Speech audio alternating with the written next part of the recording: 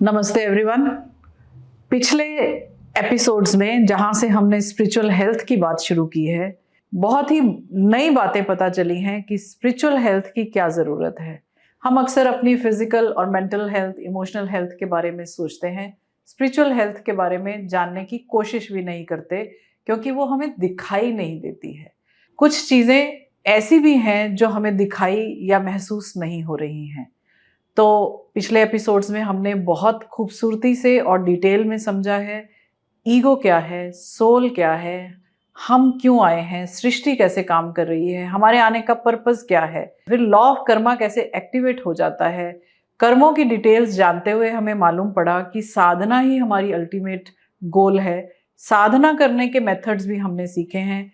हमने शुद्धिकरण के बारे में जाना, हमने उद्वीकरण के बारे में जाना और एकीकरण के बारे में जाना।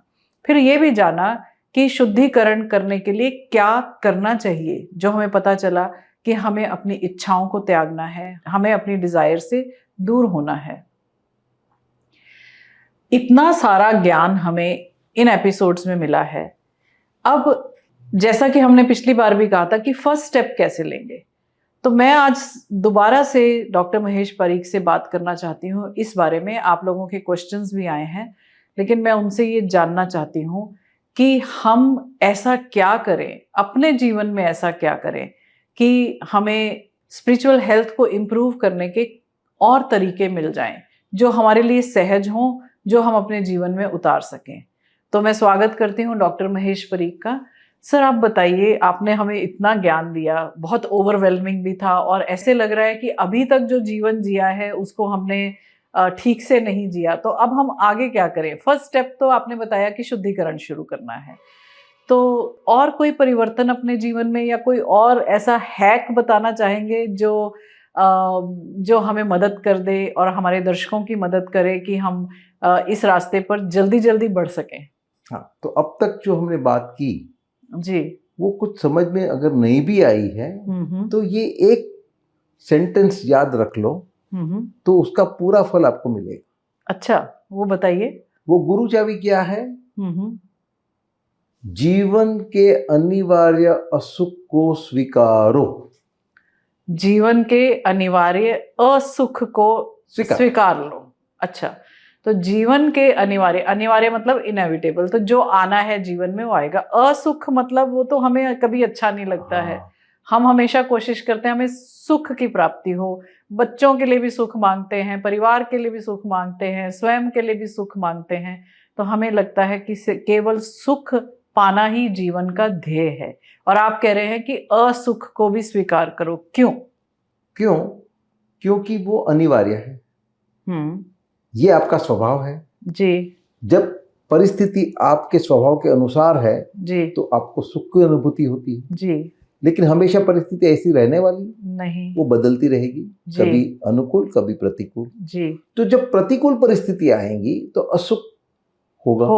हाँ, हाँ। अब इस असुख को अगर हम निकालना चाहते हैं तो क्या करना पड़ेगा? या तो परिस्थिति बदल के अपने स्वभाव के अनुकूल बना दो, या अपने स्वभाव को बदल के परिस्थिति के अनुकूल बना दो। जी। अब दोनों में से क्या शक्य है? स्वभाव को भी बदल नहीं सकते और परिस्थिति को भी बदल नहीं सकते। यानी दोनों नामुमकिन है। जी, जी। इसका मतलब क्या हुआ कि हमें असुख होगा, अनप्लेजेंट फीलिंग्स आएंगी। अब उसको अगर हम नहीं स्वीकारेंगे तो हम अपसेट होने वाले। जी, जी। और अपसेट हुए तो कार्यक्षमता घटी, जी, संबंध बिगड़े, जी, बीमारियां आई, जी, तो हम इसकी भारी कीमत चुका रहे हैं। और असुख को स्वीकार लिया तो मन शांत रहेगा। तो ऐसा सोचें कि यदि कोई अनप्लेजेंट सिचुएशंस में हम हैं तो ये मान लें ये अनप्लेजेंट हैं, लेकिन इनको बदलने की भी कोशिश ना करें और अपने आप को दुखी भी ना करें। उस सिचुएशन को, जैसे जैसे गर्मी सर्दी आती रहती है तो हमें अच्छा लगे या ना लगे तो हमें, हमारे पास कोई चॉइस ही नहीं है, तो हम स्वीकार कर लेते हैं। तो वो अनिवार्य है। जी, जी, जी। दूसरा, ये जो असुख है ये डेंजर सिग्नल, हाँ, हमको बताता है कि कुछ गड़बड़ हो रही है, संभाल लो। जी। जैसे हमने इस दौरान उदाहरण दिया था जी, 2 पेशेंट हाई ब्लड प्रेशर के। हाँ, जी, जो एपिसोड हमने किया था इमोशनल हेल्थ पे, उसमें हमने ये एग्जाम्पल दिया था कि यदि ब्लड प्रेशर का जो इंडिकेशन यदि नहीं आया तो व्यक्ति को पैरालिसिस भी हो सकता है और हार्ट अटैक भी आ सकता है। यदि ब्लड प्रेशर का इंडिकेशन आया तो हम उसका इलाज करा सकते हैं और बचा सकते हैं। जी जी। तीसरा क्या है कि ये हमारे कोर्स करेक्शन के लिए है। मानी जो शेपर्ड है वो एक बड़ी लठ लेके चलता है जी। भेड़ बकरियां चराने जाता है, तब उसके पास लठ है, उसका क्या काम करता है वो सबको एक साथ ले लेके चलता है। करेक्ट। जी। ऐसे मारता नहीं रहता है ना। अगर कोई भेड़ वहां से अलग हो रहा है तो उसको धीरे धीरे हाँ अंदर ले लेता है, लाइन पे ले जाता है। जी। नहीं माना तो जरा जोर से, और नहीं माना तो और जोर से। तो ये जो असुख है ये कुदरत के संकेत है। अच्छा। इधर मत जाओ, इस तरह जाओ। तो मतलब कुदरत जैसे हमें नज करती है, ये वो तरीका है। जी जी। इसका एक उदाहरण दो। एक डॉक्टर थी, doctor Elizabeth Kübler Ross. Okay. उसको पीडियाट्रिशियन बनना था जी। उसको एडमिशन भी मिल गया। लेकिन रूल ऐसा था कि जो पीडियाट्रिक की पोस्ट करता है उसको प्रेग्नेंट नहीं होना चाहिए, क्योंकि वो हेवी पोस्ट है। जी। और उसकी जांच हुई तो प्रेगनेंसी निकली, तो उसको वो पोस्ट छोड़नी पड़ी। ओके। अब क्या करें, तो उसने साइकेट्री लिया। ओके। 1 हफ्ते बाद उसका स्पॉन्टेनियस अबॉर्शन हो गया। तो अरे जिसके वास्ते ये छोड़ना पड़ा वही निकल गया। ठीक है, कोई बात नहीं। उसने 6 महीना साइकेट्री की पढ़ाई। जी। 6 महीने बाद वापस उसको पीडियाट्रिक्स में एडमिशन मिला। ओके। वापस उसकी प्रेगनेंसी डिटेक्ट हुई, वापस उसको वो छोड़ना पड़ा, वापस उसने साइकेट्री लिया, वापस उसका अबॉर्शन हुआ। ओ। तो कोई कहेगा कितनी कम नसीब है जी। लेकिन वो जरा समझदार थी।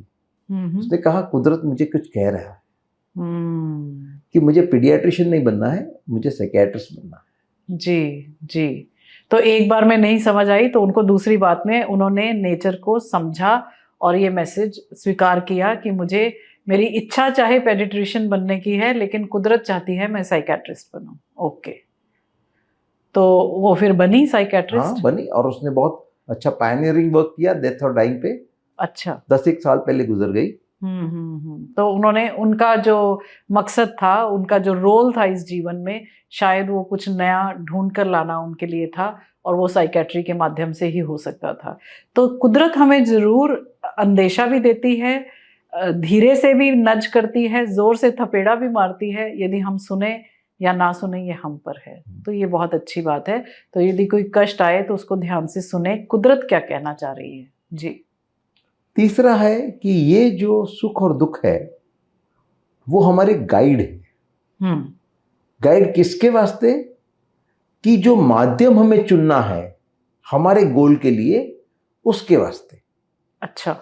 जैसे समझो हमारे सबके जीभ पे टेस्ट बड्स है जी। तो उसका क्या काम? टेस्ट का बताना कि अच्छा है बुरा है, हमें पसंद आ रहा है या नहीं आ रहा है। हाँ, तो ये खाना हमें जचेगा नहीं जचेगा।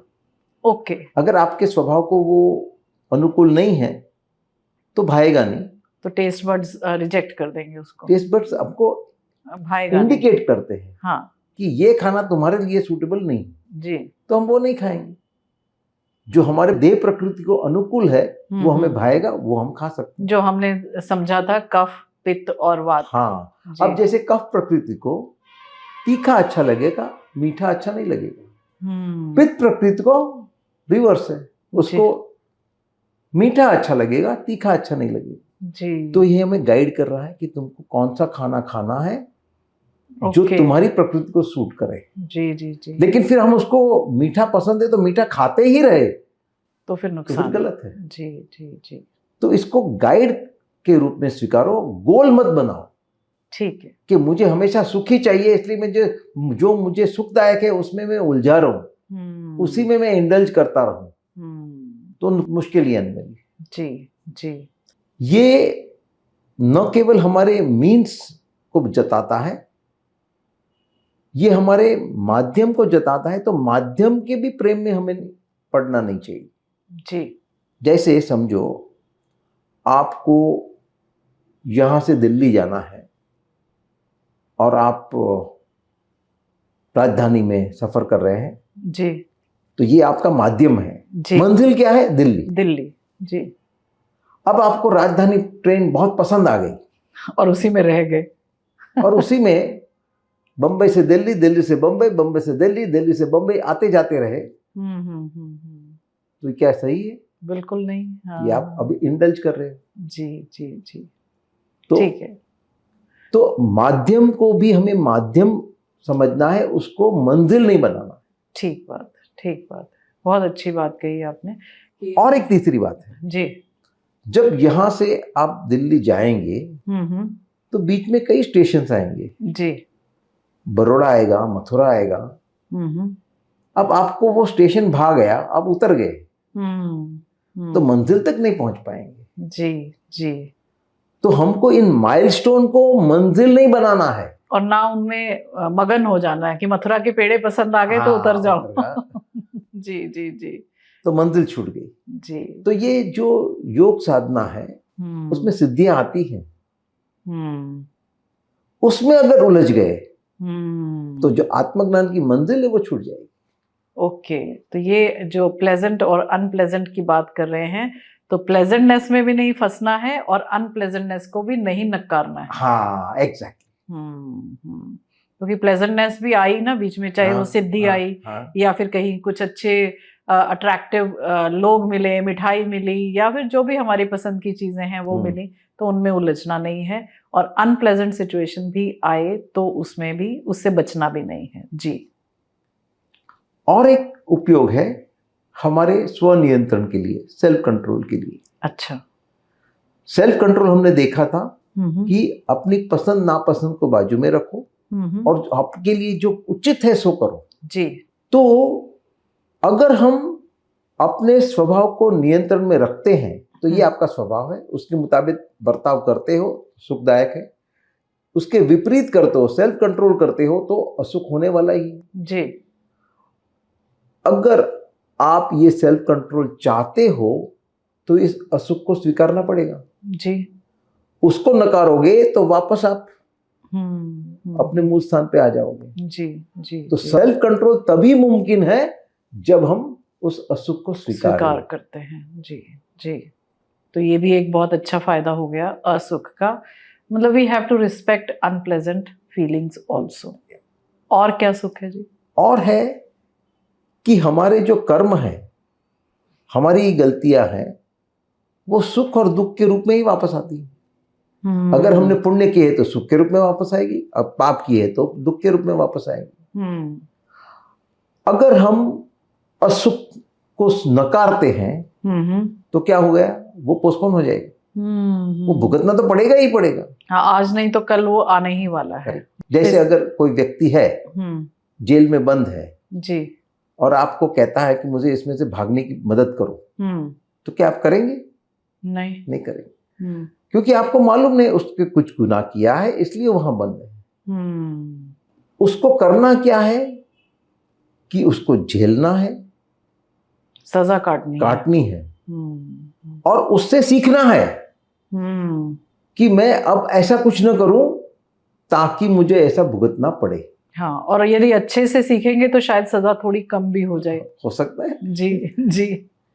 तो अगर आपने उसको भागने में मदद की तो पुराना जो उसका गुनाह था उसकी सजा तो रहेगी। जब पकड़ा जाएगा तो वो भुगतनी पड़ेगी। अब नया गुनाह किया तो नई सजा भी, और उसमें आपने उसको मदद की तो आप भी गुनाह कर रहे। हाँ, तो मतलब उसको पुराना जो गुनाह है वो भी भोगना पड़ा, नए गुनाह की भी एक एडिशन हो गई, और साथ ही साथ जो भी जिसने भी मदद की उसको भागने के लिए, वो भी साथ में तो सजा का हकदार पड़ते हैं। हाँ। सबके जीवन में जो दुख आते हैं तो उसको दुख दूर करने की कोशिश करते हैं।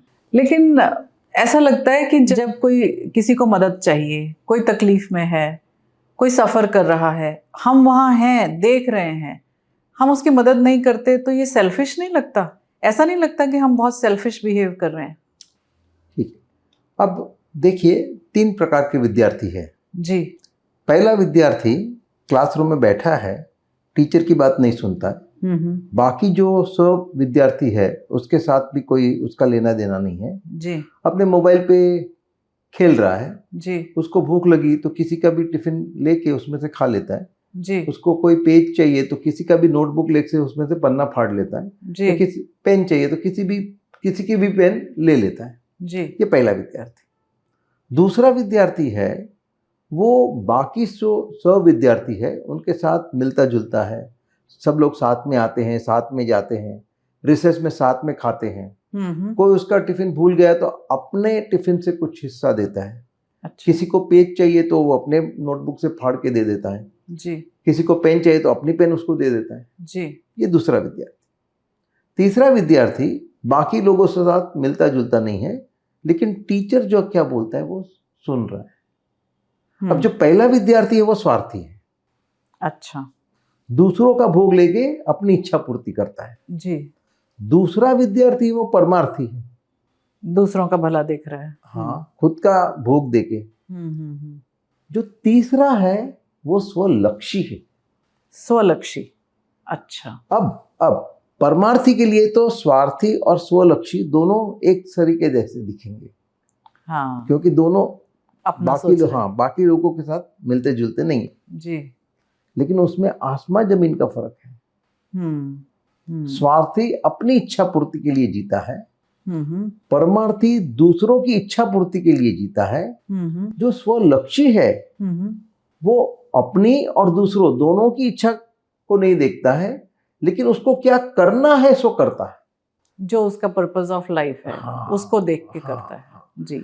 अब समझो कि टीचर ने कुछ क्लासरूम से बाहर जाना है तो बाकी विद्यार्थियों को उन्होंने असाइनमेंट दिया। जी। अब सब विद्यार्थी को करना क्या चाहिए? अपनी असाइनमेंट करनी चाहिए। ज्यादातर विद्यार्थी क्या करते होंगे? खेलते होंगे। जी। मटर गश्ती करते होंगे। हाँ। उसमें एक विद्यार्थी ये असाइनमेंट कर रहा है तो उसकी हालत क्या होगी? तो उसको कहेंगे तुम नर्ड हो, तुम टीचर के चमचे हो, तुम। हाँ, बराबर। तो उसको क्या करना चाहिए?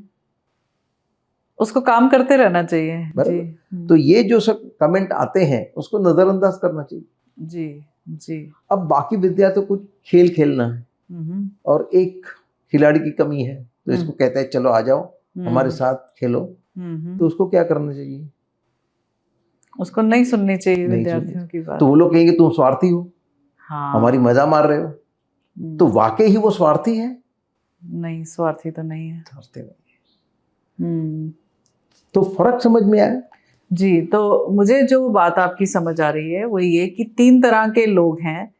पहला तो जो है वो स्वार्थी है, यानी सेल्फिश है, वो केवल अपने लिए सोच रहा है और दूसरों की कॉस्ट पर भी अपना आनंद लेता है। दूसरा जो है वो परमार्थी है, यानी सेल्फलेस है। वो दूसरों की मदद भी करेगा, अपना भोग देकर भी। जैसे आपने कहा मतलब ये जैसे पीपल प्लीजर्स होते हैं, ये वैसे लोग हो गए ना। तो वो सेल्फलेस हैं, दूसरों की मदद करते रहते हैं और अपना नुकसान करके भी दूसरों का फायदा करते हैं, जिनकी इस जमाने में बहुत इज्जत भी होती है और उनको सबसे अच्छा समझा जाता है। हाँ। तीसरी कैटेगरी जो हम यूजुअली उनको कंसिडर भी नहीं करते हैं, वो हो गए सेल्फ ओरिएंटेड या स्वलक्षी। वो व्यक्ति वही काम करता है जिसके लिए वो बना है, या जो उसका धर्म है, या जो उसका पर्पस ऑफ लाइफ है। तो ये बात बहुत अच्छे से आपने समझाई कि हमें सेल्फिश नहीं होना है, सेल्फ ओरिएंटेड होना है, और बहुत ज़्यादा सेल्फलेस भी नहीं होना है, क्योंकि उससे क्या, हम पीपल प्लीजिंग में लगे रहते हैं तो अपना जो मकसद है वो भूल जाते हैं, हम लोगों के ही ड्रीम्स पूरे करते रहते हैं। अब ये सेल्फलेस लोग हैं, वो स्वार्थी गिने जाने के भय से स्वलक्षी बनते भी नहीं। अच्छा, उनको पता भी चल रहा है कि हम गलत जा रहे हैं, या हम अपना टाइम वेस्ट कर रहे हैं, या अपनी एनर्जी वेस्ट कर रहे हैं, पर क्योंकि वो दूसरों की नज़रों में बुरे नहीं बनना चाहते तो वो सेल्फ ओरिएंटेड नहीं बनते हैं। Very nice. या तो इसका मतलब हम किसी की मदद ना करें? मदद करना है। कैसे? दुख दूर करके नहीं, लेकिन उसकी हिम्मत बढ़ा के, उसका हौसला बढ़ा के। अच्छा। जैसे बुद्ध भगवान के पास एक बूढ़ी माई आई और कहीं रोने लगी कि उसका जो जवान बेटा था वो गुजर गया था जी। तो विनती करती थी कि आप संजीवनी विद्या से उसको सजीवन करो। तो बुद्ध भगवान ने क्या कहा?